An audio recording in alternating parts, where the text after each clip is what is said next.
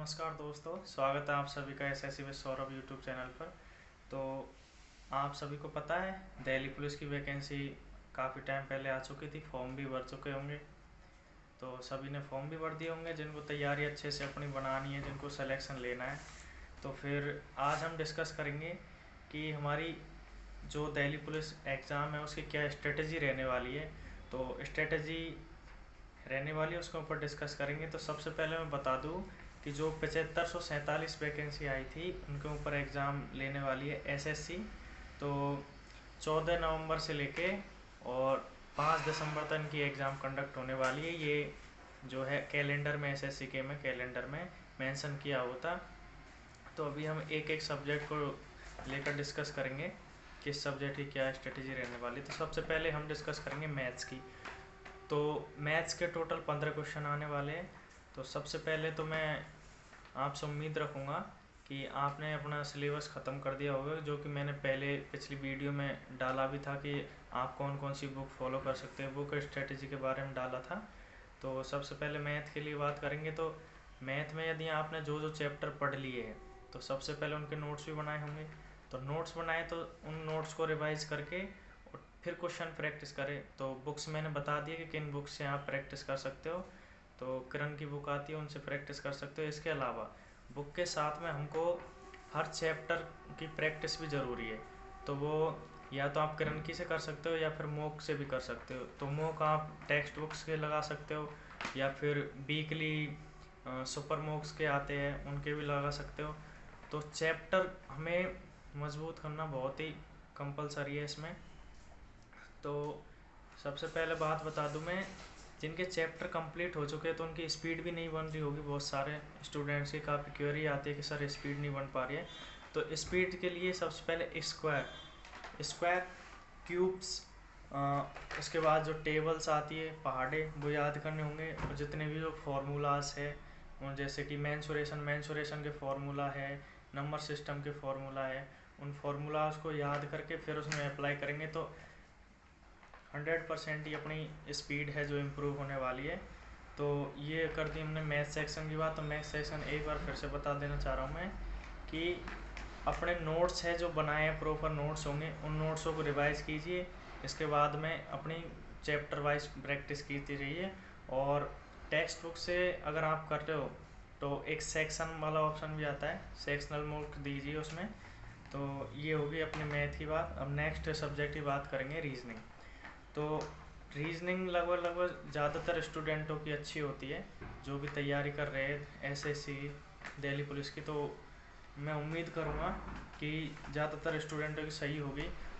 तो main problem आती कहाँ पे, कुछ 4-5 टॉपिक है जैसे कि एनालॉजी हो गया, नंबर सीरीज हो गया, मैट्रिक्स हो गया, कोडिंग डिकोडिंग है। इन क्वेश्चंस में प्रॉब्लम आती है क्योंकि लॉजिक नहीं बन पाते। तो मैं आप सभी को बता रहा हूँ कि इन चैप्टर्स को इम्प्रूव करने के लिए हमें प्रैक्टिस की ज़रूरत है। प्रैक्टिस कहाँ से करेंगे, तो मैंने पहले बोला था वीडियो में, बुक मैंने बता दी किरण की। नहीं तो इसके अलावा टेक्स्ट बुक से भी है, कैसे भी आप जैसे प्रैक्टिस करते हो। तो सबसे पहले एनालॉजी। तो एनालॉजी की हम अगर कमज़ोर है तो एनालॉजी के लगभग 100 से 200 क्वेश्चन प्रैक्टिस करके देखिए, 100% ही आपका स्कोर इम्प्रूव होने वाला है उसमें। और नेक्स्ट चैप्टर है analogy series coding decoding. Coding decoding में क्या होता है कि लॉजिक नहीं लग पाते कुछ टाइम, माइनस हो रहा है, चलो कि इधर से इधर उठ का लेटर का अपोजिट पूछा जा रहा है तो हमको पता नहीं चलता कभी। तो उसमें प्रैक्टिस से ही सब कुछ होगा।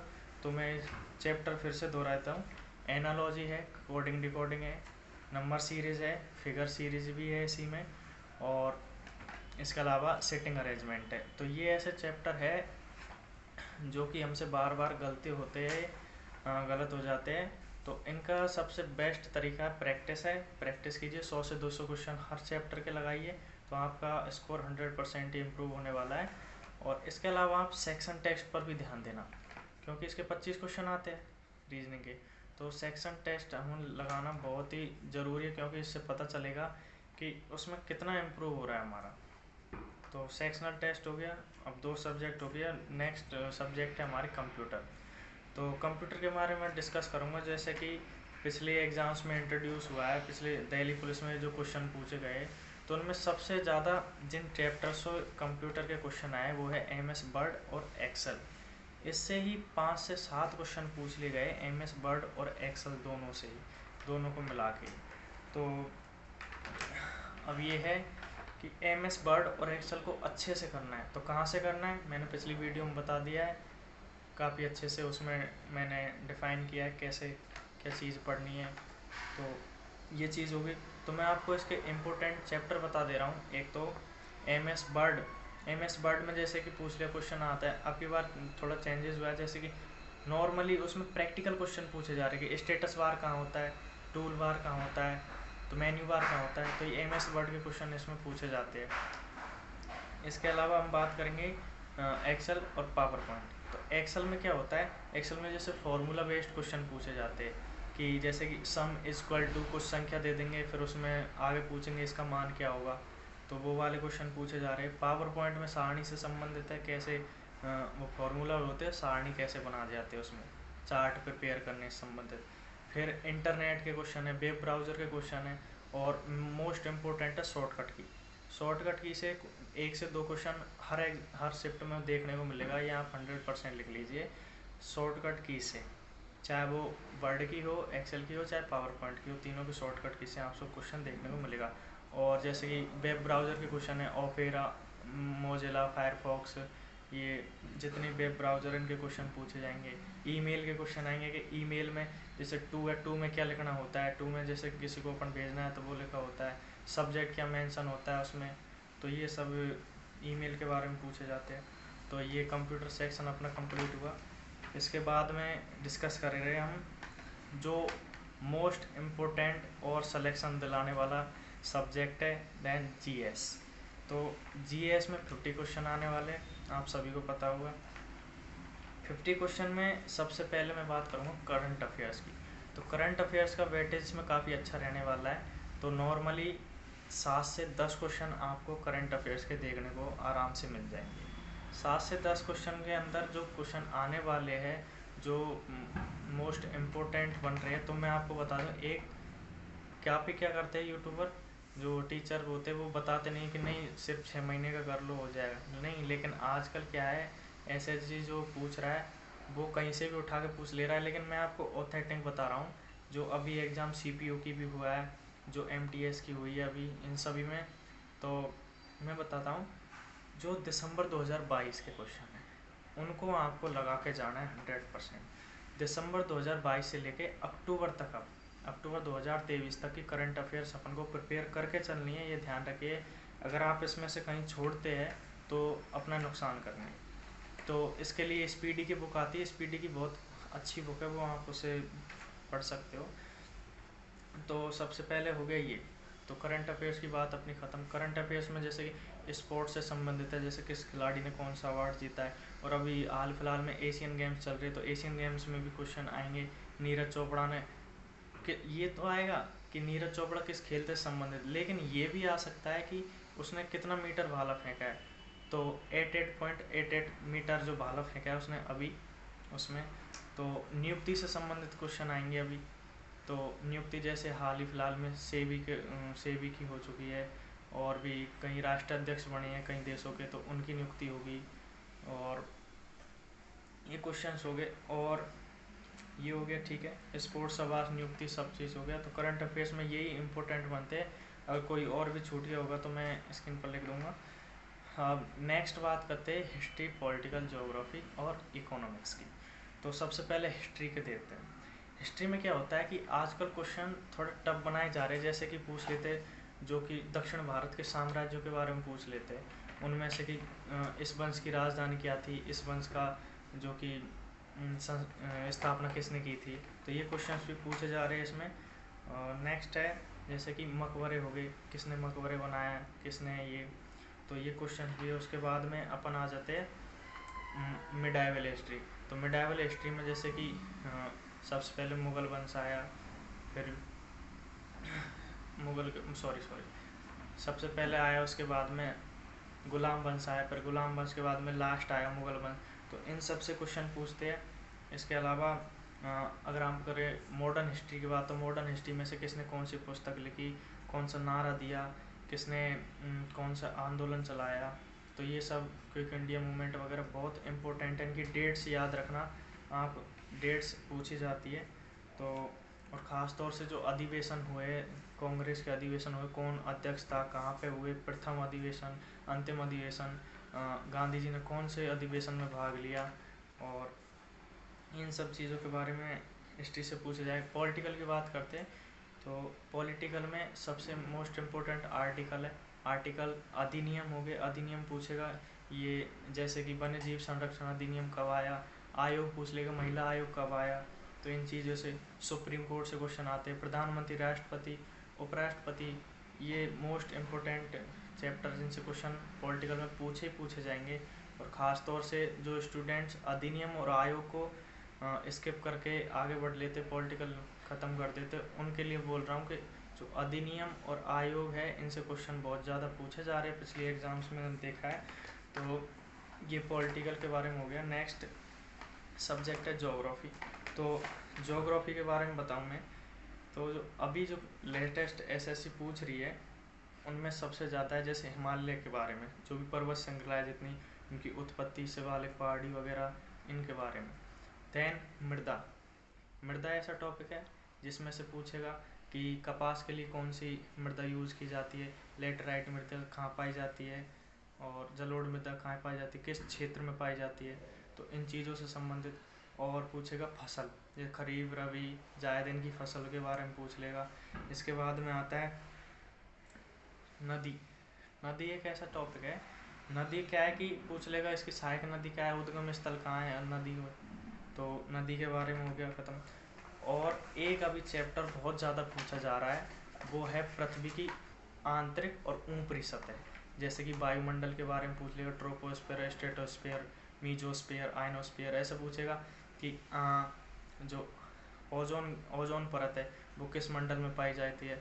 तो ये क्वेश्चन पूछ लेता है कई बार। और अब की बार क्वेश्चन पूछ रहा है कि जो पृथ्वी की आंतरिक सतह वो कितनी है, क्रस्ट, जैसे क्रस्ट है सियाल पे वाली, तो वो वाली क्वेश्चंस पूछ लेता है। अब ये हो गया हमारा ज्योग्राफी का ख़त्म, लगभग सभी बता दिया। और एक उसमें जैसे कि प्रदेशों में बांटा गया है ज्योग्राफी में, जैसे कि उष्णकटिबंधीय क्षेत्र, और जो वन हैं जितने भी, कितने प्रकार के वन पाए जाते हैं, भारत में कितने प्रकार के पाए जाते हैं, विश्व में कितने प्रकार के पाए जाते हैं। और जो भी है जैसे कि पृथ्वी की ऊपरी सतह, उत्तरी गोलार्ध, दक्षिणी गोलार्ध, उनमें कौन से वन पाए जाते हैं, कौन सी वनस्पति पाई जाती है। तो ये क्वेश्चन पूछ लिए जाते हैं। नेक्स्ट है इकोनॉमिक्स। इकोनॉमिक्स के क्या होता है कि मैं खुद की भी बात करूँ तो मैं भी सोचता हूँ चलो यार एक दो क्वेश्चन ही तो आएंगे, छोड़ो इनको, लेकिन ऐसा नहीं करना है, क्योंकि मुझे पता है कि एक एक क्वेश्चन की कितनी अहमियत होती है हर एक कॉम्पिटिटिव एग्ज़ाम में। तो इकोनॉमिक्स में जैसे कि repo rate, reverse repo rate, bank की दर क्या है, एनएनपी, जीडीपी, एमए, ये सब चीज़ों के बारे में पूछता है। तो ये तो इकोनॉमिक्स गोल है। इनमें ही सबसे मोस्ट इम्पोर्टेंट एक तो जनगणना, सेंसस, और एक पंचवर्षीय योजना, 5 ईयर प्लान्स। तो इनके बारे में हमको, एक तो जनगणना हो गई, एक 5 ईयर प्लान, ये दो टॉपिक ऐसे हैं इनसे हर बार, हर शिफ्ट में, हर एग्ज़ाम में क्वेश्चन पूछे जाते हैं। तो ये हमारा हो गया जीएस का कंप्लीट। अब नेक्स्ट आते हैं स्टैटिक। स्टैटिक पोर्शन ऐसा है जो कि अगर हमारे 50 क्वेश्चन आ रहे हैं तो 50 क्वेश्चन में से 10 प्लस क्वेश्चन स्टैटिक के देखने को मिलेंगे। पिछली जो दिल्ली पुलिस की लगी थी उसमें 18 से 20 क्वेश्चन पूछे गए थे, लेकिन फिर भी मैं लगा रहा हूँ कि 10 से 15 क्वेश्चन अब की बार भी पूछे जाएंगे, और ये संभावना है पूरी तरह से। स्टैटिक में क्या क्या आता है, जैसे कि सबसे छोटा, बड़ा, प्रथम नियुक्ति, जैसे महिला है, पुरुष है, प्रथम महिला जैसे नियुक्त हुई है, प्रधानमंत्री कौन बनी, राष्ट्रपति कौन बने, तो इनसे भी क्वेश्चन पूछे जाते हैं। और इनमें भी सबसे मोस्ट इम्पोर्टेंट होता है नृत्य, त्योहार, उत्सव, उनसे संबंधित व्यक्तित्व, अवार्ड से, और जो व्यक्ति, अवार्ड से संबंधित व्यक्ति हो गए, इन सब से क्वेश्चन पूछे जा रहे हैं। इनके 4 से 5 क्वेश्चन ओनली ऑन स्टैटिक के देखने को मिलेंगे। जो भी इनमें से वाद्य यंत्र हो गए, प्रमुख व्यक्तित्व हो गए, अवार्ड हो गए, जैसे मिला कि पंडित रविशंकर संतूर बजाते हैं, पंडित रविशंकर का संबंध इससे, तो इनको भारत रत्न कब मिला, तो इसके बारे में भी क्वेश्चन पूछे जाते हैं। वन्य जीव हो गए, मतलब वन्य जीव अभ्यारण्य हो गए, नेशनल पार्क हो गए, जनजाति हो गए, इनसे भी क्वेश्चन पूछे जाते हैं। तो ये स्टैटिक का कंप्लीट हो गया। अब मेन हमारा जो मोस्ट इम्पोर्टेंट जो स्ट्रेटजी में पार्ट होने वाला है वो है मॉक टेस्ट। कि बहुत सारे स्टूडेंट की क्वेरी आती है कि सर मॉक टेस्ट कैसे दे, कहाँ से दे और एनालिसिस कैसे करें। तो मैं बता दे रहा हूँ कि मॉक टेस्ट के लिए जो मैं प्रेफर करता हूँ, जो मैं खुद लगाता हूँ, वो है टेक्स्ट बुक के, सुपर मॉक के वीकली आते हैं, सैटरडे संडे आते हैं सुपर मॉक के टेस्ट। तो सुपर के आते हैं तो वो मॉक आते, वो फ्री होते हैं और टेक्स्ट बुक से आप पास ले सकते हो, मैंने ले रखा है। तो सबसे पहले आप, अगर आपका स्कोर अब आपने देखा है कि मेरा स्कोर हाँ 60+ बन रहा है, तो 60+ बन रहा है तो आप अल्टरनेटेड डेज में एक एक मॉक लगा सकते हो, एक दिन छोड़ के एक दिन। तो ये हो गया। और यदि आपका स्कोर 70+ बन रहा है और आपका सिलेबस लगभग सब कंप्लीट है, तो आप डेली मॉक भी दे सकते हो। मॉक देने के बाद में जैसे करो, आपने मॉक दिया, दिल्ली पुलिस का मॉक दिया और आपके उसमें नंबर आए थे 55 नंबर आए। 55 नंबर में से क्या करेंगे आप, सबसे पहले तो दिया, स्कोर देखा, आगे बढ़ गए। जो गलती हुई है, जो क्वेश्चन गलत हुए, जैसे कि जीएस में जाएंगे सबसे पहले, तो जीएस में गए, तो जीएस में चलो हमसे 10 क्वेश्चन गलत हो गए, हमने टोटल 35 क्वेश्चन किए, 10 क्वेश्चन गलत हो गए। तो उनमें से देखेंगे गलत क्यों हुए, क्या हमने तुक्का मारा है उसमें, या फिर कोई सिली मिस्टेक हो गई है, तो क्या हुआ है, या फिर हमने आते हुए भी कैसे गलत कर दिया, पढ़ा नहीं थे, सही से नहीं पढ़ा, क्या हुआ क्या नहीं हुआ। तो वो चीज़ देखेंगे सबसे पहले हम। तो ये मॉक टेस्ट एनालिसिस हो गया। फिर सेकंड में देखेंगे जो क्वेश्चन हमसे छूट गए, जैसे कि जीके के छूट गए, तो चलो वो तो हमने पढ़ा ही नहीं इसलिए छूट गए। दूसरी चीज़ रीजनिंग में जैसे कि मैंने वो चैप्टर बता दिए, number series, analogy, coding decoding, ये चीज़ है। तो ये इनके क्या है कि क्वेश्चन लगभग एग्ज़ाम में अगर टफ आते तो छूट ही जाते, सीधे क्वेश्चन तो हर कोई बना देता है, तो ये क्वेश्चन छूट जाते हैं। ठीक है, ये क्वेश्चन हो, तो इनको करना है। मैथ में जैसे कि हमारा, चलो मान लो कोई क्वेश्चन कोई गलत हुआ, तो किस वजह से गलत हुआ, कि हमने कैलकुलेशन मिस्टेक की, या फिर ये हो गया, तो वो इसलिए क्या लैंग्वेज ठीक से समझ में नहीं आई क्वेश्चन की। ठीक है, तो अब नेक्स्ट बात करते हैं हम, जो क्वेश्चन हमने छोड़ दिए कि छूटे क्यों मैथ में क्यों छूटे, क्योंकि हमें फॉर्मूला याद नहीं था, वो टॉपिक क्लियर नहीं, जिस टॉपिक के क्वेश्चन छूटे हैं हमसे, तो उस टॉपिक को हमें देखना है दोबारा, कि इस टॉपिक के क्वेश्चन छूटे तो उसको अपने नोट से रिवाइज करना है, या फिर कैसे भी जैसे भी आपको पॉसिबल हो उसकी प्रैक्टिस करनी है। तो ये हो गया अपना मॉक का। तो देन जीएस का हो गया, सब कुछ हो गया। कंप्यूटर का भी सेम वही है, अगर आपसे गलत हो रहे हैं तो क्यों गलत हो रहे हैं वो देखो, क्या आपके वो चैप्टर कमज़ोर है, वो आपने पढ़ा नहीं है, या फिर पढ़ा है तो सिली मिस्टेक क्यों हुई है। तो ये चीज़ें आप, तो मैंने लगभग सब कवर किया है। कोई साइंस का देखो, तो साइंस में क्या है कि ज़्यादातर क्वेश्चन कहाँ से आते हैं, रोग हो गया, विटामिन्स हो गया, इनसे क्वेश्चन आते हैं ज़्यादातर। और बायोलॉजी में जैसे कि वर्ग हो गए, एनिमेलिया, मोलास्का, इनसे क्वेश्चन आते हैं, तो इनको भी आप करके जाए साइन। और फिजिक्स की बात करें तो जैसे कि हमारी तरंग है, दर्पण है, लेंस है, इनके क्वेश्चन आते हैं। और केमिस्ट्री की बात करें तो केमिस्ट्री में पेरियोडिक टेबल, आवर्त सारणी के क्वेश्चन बहुत पूछे जाते हैं, तो आप आवर्त सारणी को भी अच्छे से करके जाए। तो आई होप कि वीडियो आपके लिए प्रॉफिटेबल रहेगी, और अगर आपको ये वीडियो अच्छी लगी है तो वीडियो को लाइक कीजिए, शेयर कीजिए और चैनल को सब्सक्राइब कीजिए, चैनल से जुड़ जाइए, जिससे कि आपको ऐसी वीडियो, आपके लिए हेल्पफुल वीडियो मिलती रहे। और जो टेलीग्राम है उसका लिंक भी मैं आपको डिस्क्रिप्शन में दे दूँगा, तो टेलीग्राम भी आप ज्वाइन कर लेंगे। तो थैंक यू।